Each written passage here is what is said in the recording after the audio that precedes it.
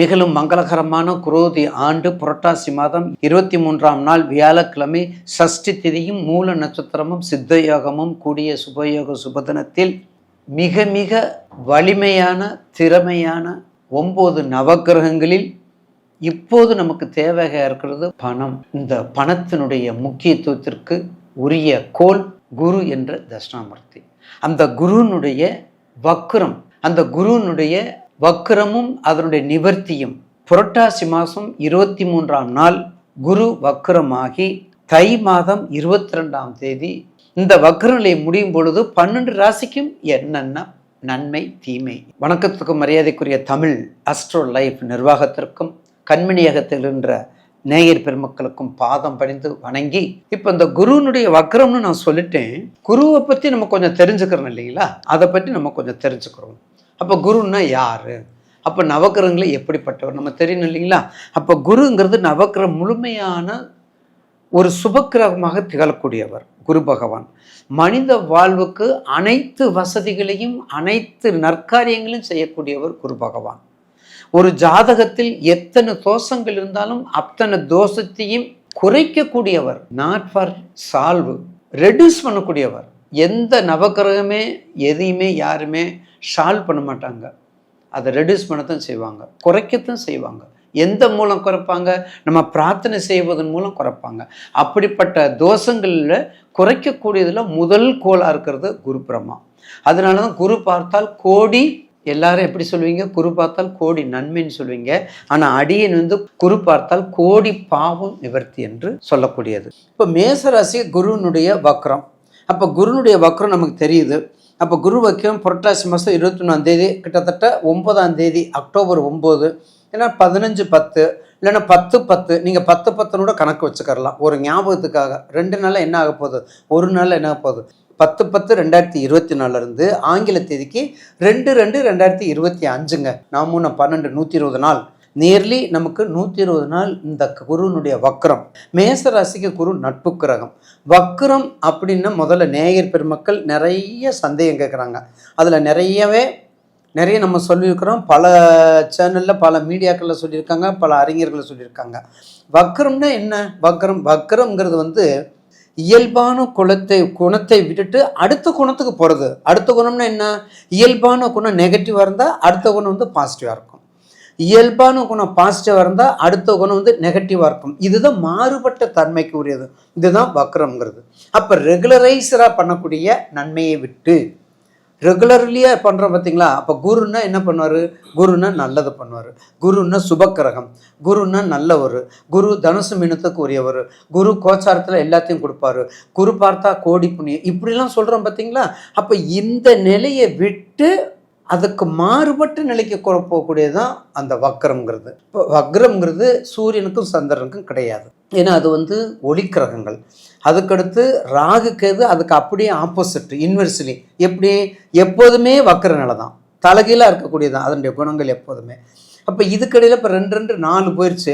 மீதி 5 கிரகத்தில் குரு வக்கரம் இருக்குது, செவ்வாய் வக்கரம் இருக்குது, புதன் இருக்குது, சுக்கிரன் இருக்குது, சனி இருக்குது. ரைட்டுங்களா? அப்போ இதில் நமக்கு சனியை பற்றி ஏற்கனவே நம்ம பேசியிருக்கிறோம். குரு வக்கரம். அப்போ குரு வக்கரத்தில் என்ன செய்யும் மேசராசிக்கு? அப்போ மேசராசிக்கு கண்டிப்பாக குரு வக்கரம் கொஞ்சம் சுமாரான நற்பலன்களை கொடுக்கும். ஏன்? மேசராசிக்கு குரு நட்பு கிரகம். முதல் பாயிண்ட். 2வது, உங்களுடைய ராசிநாதன் உங்களுக்கு ராசிக்கு 2ல் இருக்கார். உங்கள் மேச ராசிக்கு 2ல் குரு இருக்கிறாரு. அப்போ 2ஆம் இடம் என்பது தனம், தானியம், கீர்த்தி, சகிதம், வண்டி, வாகனம், மனை, போக்குவரத்து, குடும்பம். அப்போ 2ஆம் இடம் தனம், தானியம், கீர்த்தி, சகிதம், வண்டி, வாகனம், மனை, போக்குவரத்து, குடும்பம், குழந்தை. நேயர் பெருமக்கள் தெரிய வேண்டியது, 12 பாவகத்தில் 2 இடம் கெட்டு போனாலும் 2வது இடம் கெட்டு போகக்கூடாது. அதுக்கு பேர் தான் 2. 2ஆம் இடம் கெட்டு போகக்கூடாது. 2ஆம் இடம் ரொம்ப முக்கியமானது. அந்த 2ஆம் இடம் ரொம்ப கவனமாக இருக்கணும். 2ஆம் இடத்தை செல்வத்தை கொடுக்கக்கூடியது. 2ஆம் இடம் குடும்பத்தை நகர்த்தக்கூடியது. 2ஆம் இடம் பொருளாதாரத்தை கொடுப்பது. 2ஆம் இடம் குழந்தை பாக்கியத்தை கொடுப்பது. 2ஆம் இடம் அனைத்து செல்வங்கத்துக்கும் அதிபதி. அதனால தான் மகாலட்சுமி வச்சுருக்காங்க. நான் பலமுறை கூறியிருக்கிறேன். அப்போ அந்த வகையில் நிச்சயமாக உங்களுக்கு மிகப்பெரிய லாபத்தை கொடுக்காவிட்டாலும் நஷ்டத்தை கொடுக்காது.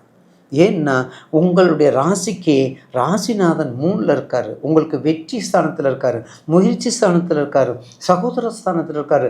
இந்த குரு வக்கரமாகும்போது கண்டிப்பாக கொஞ்சம் கவனம், அதிகமான செலவுகளை வைக்கக்கூடாது, அகலக்கால் வைக்காதீங்க, நண்பர்கள்ட்ட சிக்கனமாக இருங்க, எங்கே இருந்தாலும் ரொம்ப எச்சரிக்கையாக இருங்க.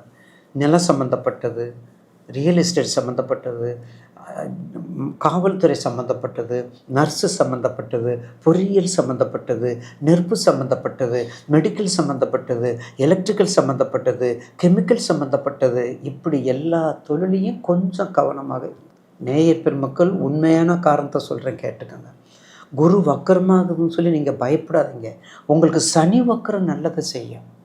சனி வக்கரம் மிக அற்புதமான நன்மைகளை செய்யும் குரு வக்கரத்தை விட. ஆனால் வரக்கூடிய 10/10/2024 குரு வக்கரம். இப்போ சனி வக்கரம் உங்களுக்கு நன்மையை செய்யும். அது மட்டுமல்ல, 23/5/25 மார்ச்சில் 2025 7.5 சனியில் உங்களுக்கு ஆரம்பிக்குது. அப்போ குரு வக்கரம்னு பயமுறுத்தக்கூடாது, சனி வக்கரம்னு அசால்ட்டாக இருக்கக்கூடாது. அப்போ சனி உங்களுக்கு 7.5 சனியும் ஆரம்பிக்குது. அப்போ மேசராசி நேயர்கள் எப்படியெல்லாம் நீங்கள் கணக்கீடு பண்ணி இருக்க வேண்டும் பார்த்து ரொம்ப கவனமாக இருக்க வேண்டும். இப்போ நீங்கள் எதை வேணாலும் ஸ்டார்ட் பண்ணிக்கோங்க. ஒரு புதிய தொழில் ஸ்டார்ட் பண்ணிக்கோங்க. உங்கள் ஜனன ஜாதகத்தை எடுத்துக்கோங்க, புதிய தொழில் ஸ்டார்ட் பண்ணிக்கோங்க, புதிய நிர்வாணத்தை ஏற்படுத்துங்க. என்ன நிர்வாகம்னாலும் சரி அந்த நிர்வாகத்துக்கு கொண்டு வாங்க. ஒரு தொழிலை புதுசாக ஆரம்பிக்கணுமா, உங்கள் வீட்டு குடும்பத்தில் யார் லக்னாதிபதி நல்லா இருக்காங்க, லக்னாதிபதி எப்படி இருக்காங்க, 6-8 12 மறையாமல் லக்னாதிபதி இருந்தால் நீங்கள் எந்த தொழிலையும் நீங்கள் யார்ட்டையும் கேட்க வேண்டாம். சந்தேகம்னா கீழே நம்பருக்கு அடிங்க. 6-8-12 புதன் மறையக்கூடாது, 6-8-12 சுக்கிரன் மறையக்கூடாது, 6-8-12 குரு மறையக்கூடாதுங்க. மீதி எந்த கிரகம் இருந்தாலும் எந்த கோள்கள் இருந்தாலும் பிரச்சனை இல்லை. நல்ல முடிவை எடுத்துக்கொள்ளுங்கள். அப்போ தான் உங்களுக்கு ஒரு நன்மை பயக்கும். ஏன்னு கேட்டிங்கன்னா, நிச்சயமாக இந்த குரு வக்கரம் மிகப்பெரிய நன்மையை செய்யாவிட்டாலும் தீமையை கொடுக்காது. என்ன நட்பு கிரகம், தாம்பிளே தான் கொள்ள மாட்டோம். கண்டிப்பாக குரு வக்கரம் இல்லையா, தென்குடி திட்டை ஒரு முறையாவது சென்று வாருங்கள், ஆலங்குடி ஒரு முறை சென்று வாருங்கள். சிவகங்கை மாவட்டத்தில் பட்டமங்கலம்னு ஒரு குருஸ்தலம் இருக்குது, மிகப்பெரிய ஸ்தலம், மிக அற்புதமான ஸ்தலம். அந்த ஆலமரங்களை சுற்றி வந்தாலே பல தோஷங்கள் நிவர்த்தியாக்கக்கூடிய இடம் பட்டமங்கலம்.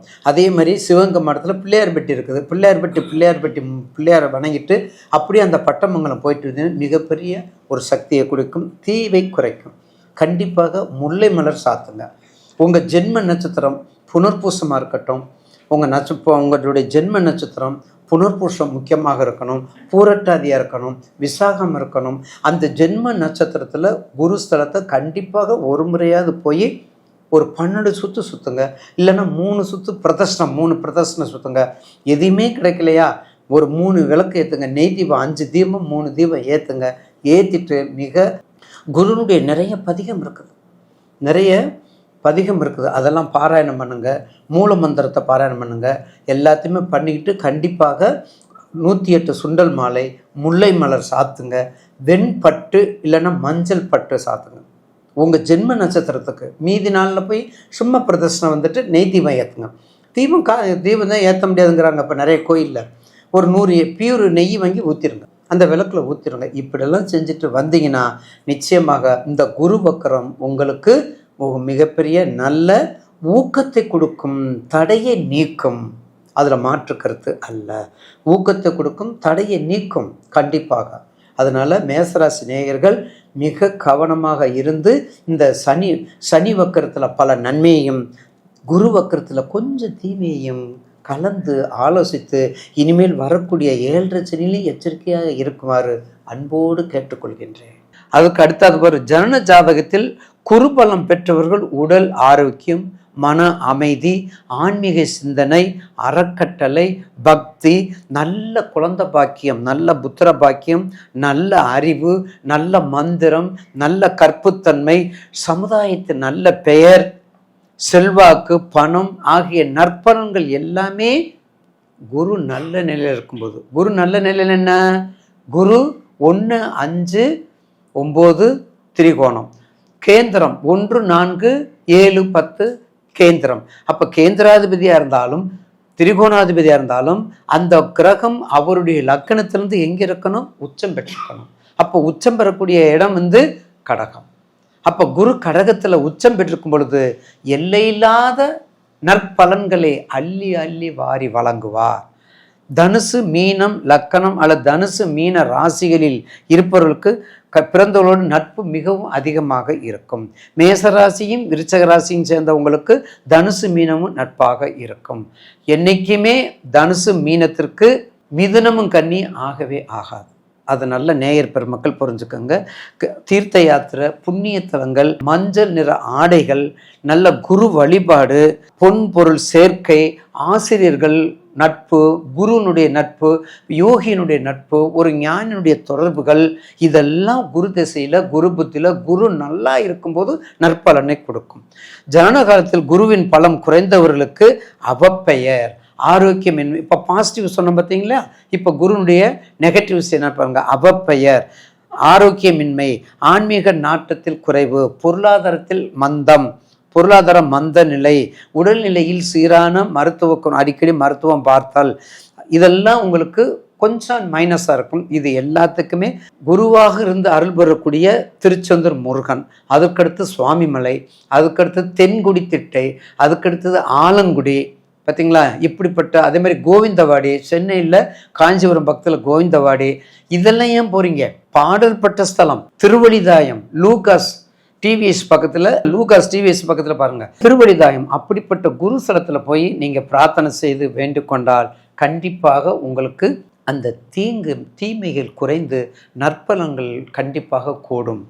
ரத்தினம் அவருக்கு புஷ்பராகம், மரம் அரசு மரம், இந்திரன், வடக்கு, அவருடைய வாகனம் யானை, பார்த்தீங்களா? யானை, சுவை இனிப்பு, பார்த்தீங்களா? மூலத்திரிகோணம் தனுசு, உச்சம் பெற்றது கடகம், நீச்சம் பெற்றது மகரம், அவருடைய நட்சத்திரம் புனர்பூசம், விசாகம், பூரட்டாதி.